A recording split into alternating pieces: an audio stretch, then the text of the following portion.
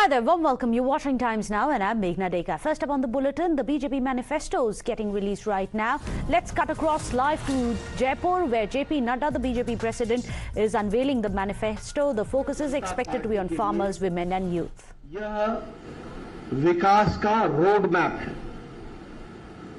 और इसलिए इस संकल्प पत्र मात्र कुछ पन्नों पर लिखा हुआ शब्द नहीं है, वह हमारे लिए जिसको कहा जाए वैसे वाक्य है जिसको हम पूरा करने के लिए कटिबद्ध हैं। और मैं कहने के लिए नहीं कह रहा हूं, हमारा इतिहास इस बात का साक्षी है कि जो हम लोगों ने कहा वो करके दिया, जो नहीं कहा था वो भी करके दिया है। इसलिए ये घोष वाक्य जो हमारा संकल्प पत्र का है, उस घोष वाक्य को हम पूरा करने का ये समर्पित है। और इसीलिए आपने देखा होगा कि इस पर ड्यू डिलिजेंस हुई। अभी आपके सामने डिटेल में अर्जुन राम जी ने बताया कि कितने सजेशंस आए और कैसे ये कार्यक्रम हुआ है। दूसरी बात मैं कहना चाहूंगा कि इस अवसर का उपयोग करते हुए what is the difference between BJP and Congress party, इसको भी मैं यहां स्पष्ट करना चाहता हूं।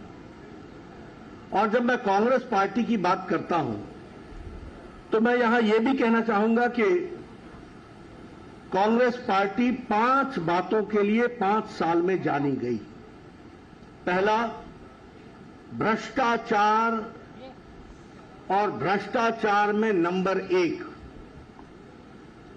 दूसरा, बहन बेटियों और माताओं का अपमान, नारी सम्मान के साथ खिलवाड़ और महिलाओं के क्राइम में नंबर 1।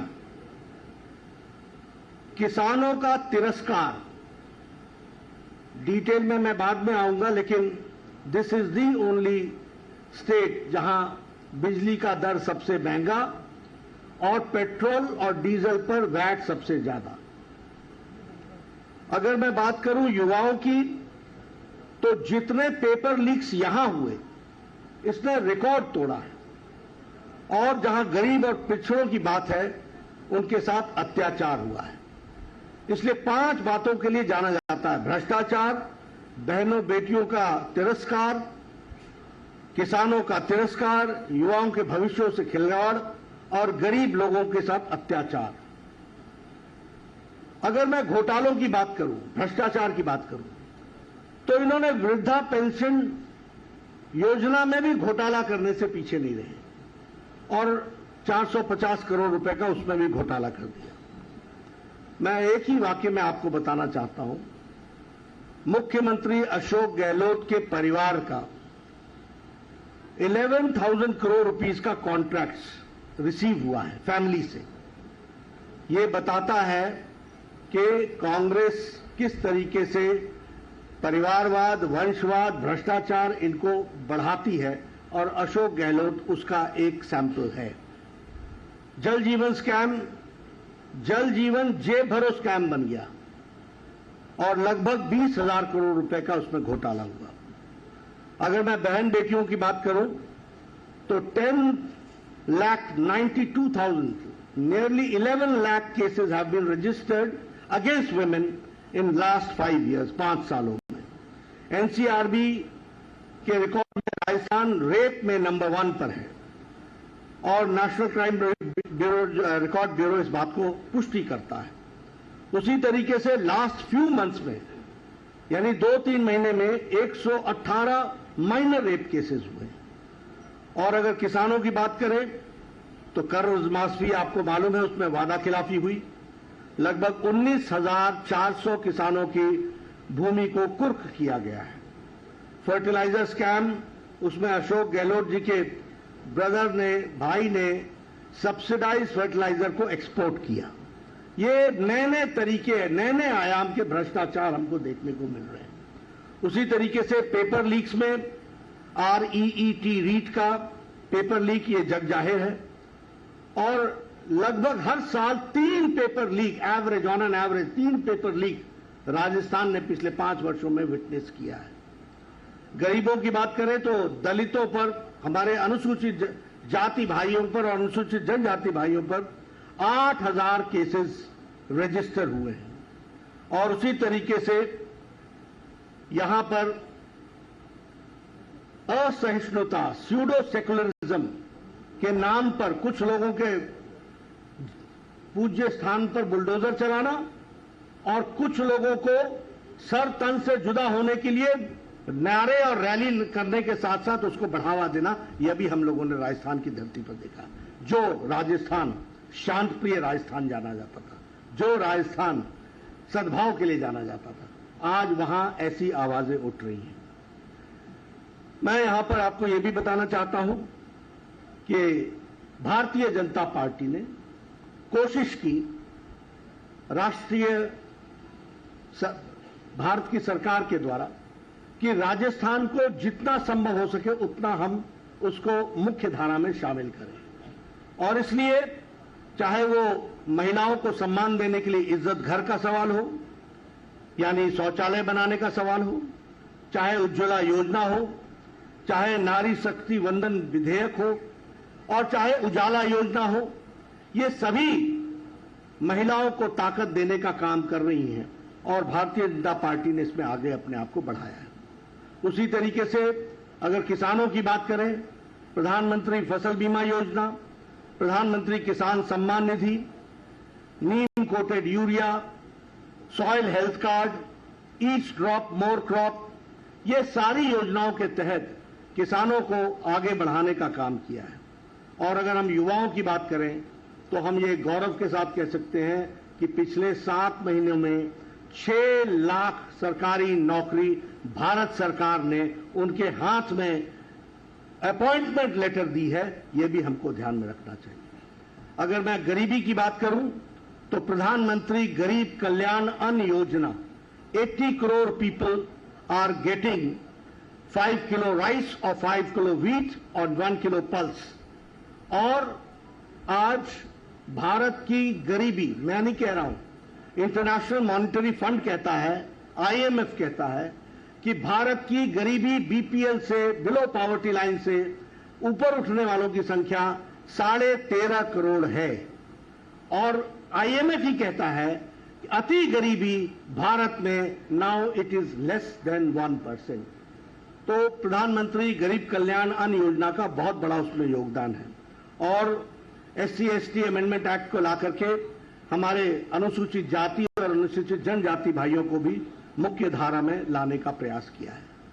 मैं ये भी आपको बताना चाहूंगा कि कांग्रेस पार्टी के टाइम में पिछले 5 सालों में गहलोत सरकार ने जो भारतीय जनता पार्टी के द्वारा किए गए कार्य थे उनको रुकावटें तो पहुंचाने का प्रयास किया ही, लेकिन उन सब के बावजूद आज भारत बढ़ करके आगे आया है और राजस्थान को भी भारत सरकार ने भरपूर मदद देने में कोई कमी नहीं छोड़ी है।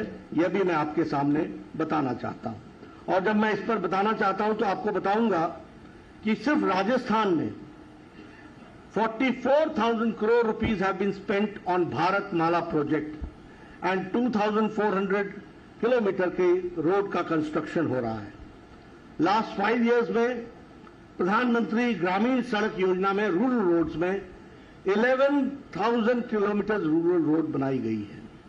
उसी तरीके से प्रधानमंत्री जी ने उद्घाटन किया दिल्ली दौसा लालसोट सेक्शन का, जो दिल्ली मुंबई एक्सप्रेस वे का पार्ट है और उसमें 12,000 करोड़ रुपए खर्च हुए हैं।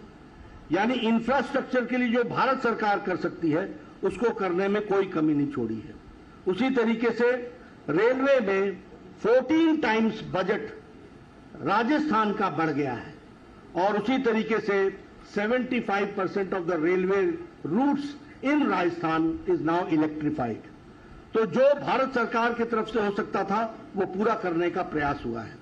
वंदे भारत एक्सप्रेस दिल्ली अजमेर, उदयपुर जयपुर, जोधपुर साबरमती, ये सारे वंदे भारत एक्सप्रेस जयपुर और राजस्थान को सपोर्ट करते हैं।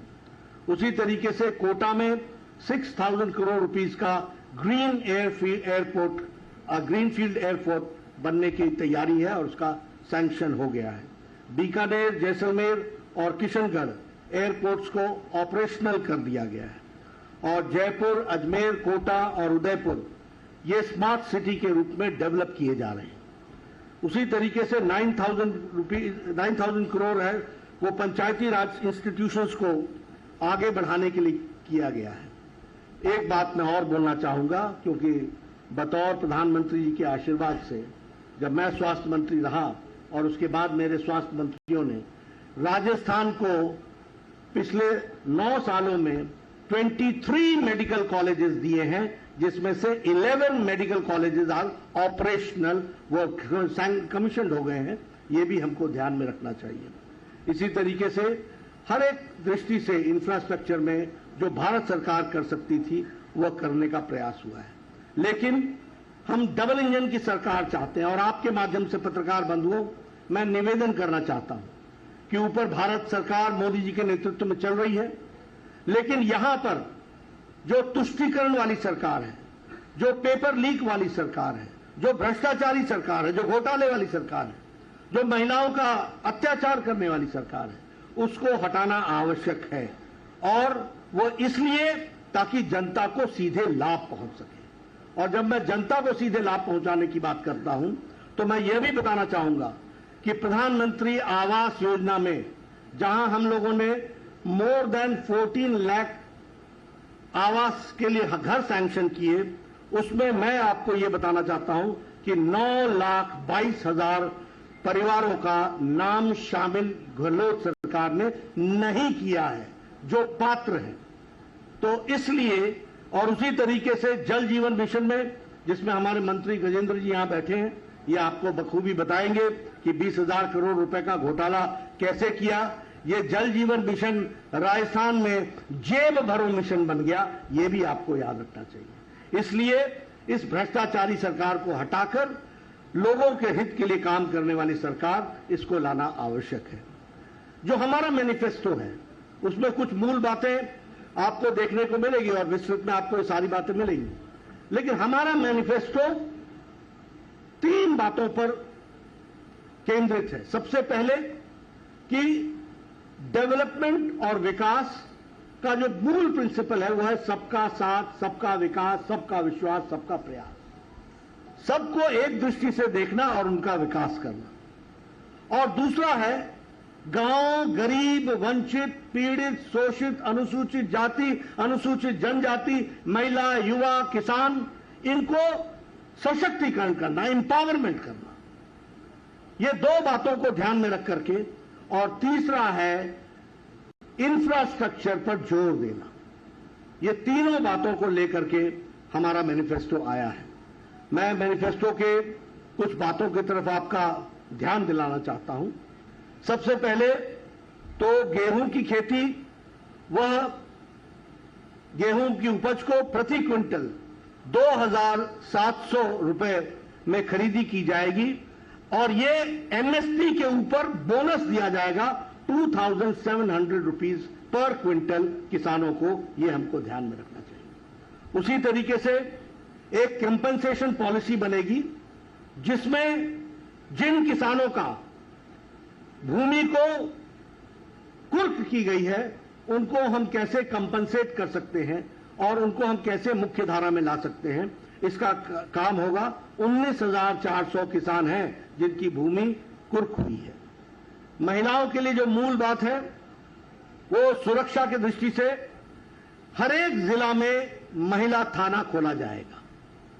उसी तरीके से हर थाने में महिला डेस्क खोला जाएगा और हर सिटी में एंटी रोमियो स्क्वाड बनाया जाएगा। और उसी तरीके से महिलाओं के सशक्तिकरण के लिए, उनको मुख्य धारा में लाने के लिए लाडो प्रोत्साहन योजना को प्रारंभ करेंगे, जिसमें हमारी सरकार 2 लाख सेविंग्स बॉन्ड हर गर्ल चाइल्ड जो पैदा होगी उसके लिए 2 लाख रुपए का सेविंग्स बॉन्ड दिया जाएगा और उसको सुरक्षित करते हुए उसका जीवन आगे बढ़े, इस बात का प्रयास होगा। इसको हमने और भी डिटेल में वर्कआउट किया है। जब वो 6ठी क्लास में पहुंचेगी तो उसको साल का 6,000 रुपए डिपॉजिट किया जाएगा। जब वो 9वीं कक्षा में पहुंचेगी तो 8,000 रुपए डिपॉजिट किया जाएगा। जब वो 10वीं कक्षा में पहुंचेगी तो 10,000 रुपए डिपॉजिट होगा। जब वो 11वीं कक्षा में पहुंचेगी तो 12,000 रुपए डिपॉजिट होगा। जब वो 12वीं कक्षा में पहुंचेगी तो 14,000 रुपए डिपॉजिट होगा। और जब वो प्रोफेशनल डिग्री और व्यवसायिक कार्य के दृष्टि से पढ़ाई करेगी तो 50,000 उसको दिया जाएगा। और 21 साल की उम्र होने पर 1 लाख रुपए उसके अकाउंट में और डाला जाएगा। इस तरीके से महिलाओं में बच्चियों का सशक्तिकरण करने का और उनको पढ़ाने का कार्यक्रम लिया जाएगा। Free education from KG to PG इसकी व्यवस्था की जाएगी। फ्री स्कूटी स्कीम में जो मेरिटोरियस गर्ल चाइल्ड हैं उनको 12th पास होने के बाद स्कूटी दी जाएगी, इसकी व्यवस्था की जाएगी। ये सारी योजनाएं महिलाओं को सशक्तिकरण करने का और उनको मुख्य धारा में लाने के लिए जो जो अड़चने आती हैं, जो जो प्रॉब्लम्स आती हैं, उसको डिटेल में समझ करके उसको वर्कआउट करने का प्रयास किया है। उसी तरीके से लखपति दीदी योजना बनी है जिसमें हम लगभग 6 लाख रूरल वुमेन को ट्रेनिंग देंगे और ट्रेनिंग के साथ साथ उनको फाइनेंशियल सपोर्ट देंगे ताकि वह अपने जीवन में अपने पांव पर खड़ी हो सके और उस ट्रेनिंग के साथ वो आगे बढ़ सके। उसी तरीके से उज्ज्वला की जो धारक है, बेनिफिशियरीज हैं, उनको हम 450 रुपीज का पर सिलेंडर पर सब्सिडी देंगे। यानी घरों में राहत, महिलाओं के लिए राहत, महिलाओं के विकास के लिए राहत, ये सारी चीजों को जोड़ने का प्रयास हुआ है। और मातृवंदन योजना के तहत जहां उनको पर इंस्टीट्यूशनल डिलीवरी पर उनके देख रेख के लिए 5,000 रुपीज दिया जाता था, उसको इंक्रीज करके 8,000 रुपीज उनको दिया जाएगा। इस बात का प्रयास होगा। उसी तरीके से एजुकेशन के लिए जो हमारे गर्ल्स स्टूडेंट्स हैं, जो स्कूल गोइंग स्टूडेंट्स हैं और वो इकोनॉमिकली वीकर सेक्शन से हैं, not only girls, boys also, उनको 1,200 रुपए डीबीटी, डायरेक्ट बेनिफिट ट्रांसफर के तहत उनको दिया जाएगा ताकि वह बच्चे अपनी पुस्तिका खरीद सके, यूनिफॉर्म खरीद सके, उनको सपोर्ट हो सके, वो स्कूल में जाकर के पढ़ सके। एक बहुत महत्वपूर्ण घोषणा हम करते हैं कि हमारी सरकार आती है तो हम स्पेशल इन्वेस्टिगेशन टीम SIT बैठाएंगे और जो लोग पेपर लीक में और स्कैम्स में, फर्टिलाइजर स्कैम से लेकर मिड डे मील के स्कैम में, माइनिंग में, PM आवास योजना में, जल जीवन मिशन में जिन लोगों ने घोटाला किया है उनके खिलाफ सख्त कार्रवाई की जाएगी और यह सुनिश्चित किया जाएगा दोषियों को दंडित किया जाए। यह हमारी सरकार सुनिश्चित करेगी।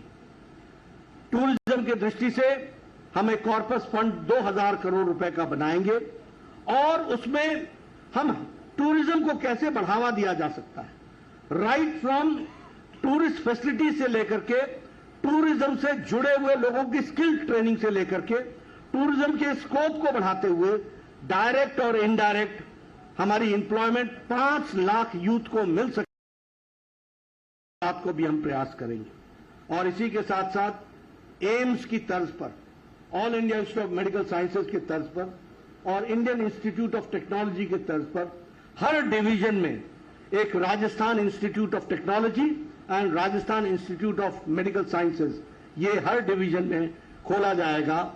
और इसके साथ साथ हम 2.5 लाख गवर्नमेंट जॉब्स यूथ के लिए इस स्टेट में 5 साल में मुहैया कराएंगे, गवर्नमेंट जॉब्स करेंगे। ये बात भी हम आपको बताना चाहते हैं। जहां तक गरीब कल्याण का सवाल है, अगले 5 साल तक प्रधानमंत्री गरीब कल्याण अन्न योजना जारी रहेगी और इसी के साथ साथ भामाशाह हेल्थ इंफ्रास्ट्रक्चर मिशन के तहत 40,000 करोड़ रुपीस हम अगले 5 साल में इंफ्रास्ट्रक्चर पर खर्च करने वाले हैं। यहां के हेल्थ सिस्टम का हार्डवेयर ठीक हो, इसके लिए खर्च करने वाले हैं। और इसके साथ साथ हम डॉक्टर्स और पैरामेडिक्स को 15,000 डॉक्टर्स की अपॉइंटमेंट और 20,000 पैरामेडिक्स की अपॉइंटमेंट, इसकी भी हम व्यवस्था करेंगे।